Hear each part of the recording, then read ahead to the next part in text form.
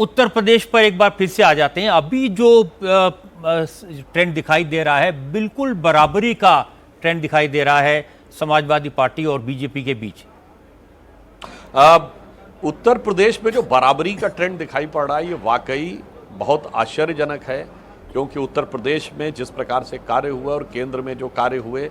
मुझे लगता है कि उसके बाद ये बराबरी का ट्रेंड हमारे लिए बहुत असहज है। और हमारी ये आशा और अपेक्षा दोनों है कि अंतिम परिणाम आने तक यह निर्णायक रूप से भारतीय जनता पार्टी के पक्ष में दिखाई पड़ना चाहिए। दो चीज़ें हमारे स्टूडियो में जो बैठे लोग हैं उन्होंने कहा, एक को तो वहाँ से जानकारी आई कि ईवीएम बहुत स्लो चल रही हैं, अभी तक जो ट्रेंड्स हैं वो ज़्यादातर पोस्टल बैलेट्स के हैं और बहुत ही ईवीएम की कुछ मशीनें खुल पाई हैं, उसके ट्रेंड्स हैं।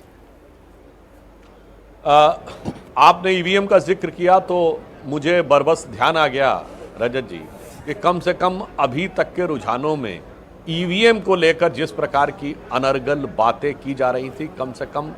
विपक्ष को, अब ये रुझान है, जो भी अंतिम परिणाम होंगे, पर कम से कम अब यह बात देश की जनता को भी समझनी चाहिए कि राजनीतिक नफे नुकसान के तराजू पर तौल कर भारत के लोकतंत्र, भारत की व्यवस्था और इसकी गरिमा भारत ही नहीं पूरे विश्व में धूमिल करने का प्रयास नहीं करना चाहिए। भारतीय लोकतंत्र बहुत मजबूत है, जिसको जनता उचित समझे उसको निर्णय देती है, परंतु पिछले कुछ दिनों से जो दिखाई पड़ा, मुझे लगता है कि लोकतंत्र और संविधान ऐसी विचारों और भावनाओं के कारण ज्यादा बड़े संकट में आ सकता है कि जो हार या जीत के आधार पर तय करते हैं कि संविधान या लोकतंत्र की विजय हुई या नहीं। देखिए, ये तो एक अच्छी बात इस पूरे चुनाव का आउटकम होगी अगर इसी तरह के ट्रेंड्स रहते हैं, बीजेपी कम मार्जिन से सरकार बना पाती है, तो फिर ईवीएम पर इसके बाद कोई सवाल नहीं उठा सकेगा। देखिए रजत जी, पहले भी मैं आपसे बात कह चुका हूं,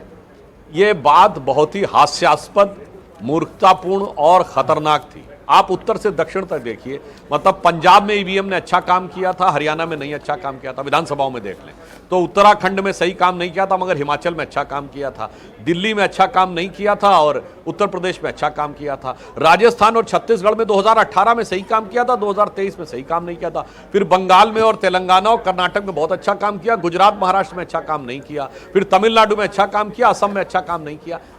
ये बात देख के कोई भी समझ सकता है कि ये बात तर्कसंगत लगती है। इसीलिए मैंने कहा, ये राजनीतिक नफे नुकसान के तराजू पे तौलकर सियासत के को ऐसा बनाना कि देश के लोकतंत्र की फजीयत हो, ये बहुत खतरनाक ट्रेंड है। और इससे ये बहुत दुखद एक ट्रेंड था जो अपनी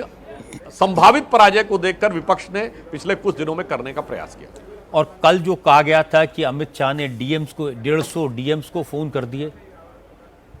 देखिए यही मैं कह रहा हूं, अगर आप कोई क्वांटिटेटिव बात कहते हैं, संख्यात्मक और तथ्यात्मक बात कहते हैं, तो फिर उसके पक्ष में आपको तथ्य देने चाहिए। आप अगर ये कहते हैं कुछ को किया गया तो समझ में आता, जब आप 150 बोल रहे हैं तो आप डिटर्मिनिस्टिक, जिसे कहते हैं डिस्क्रीट न्यूमेरिक क्वांटिफिकेशन कर रहे हैं।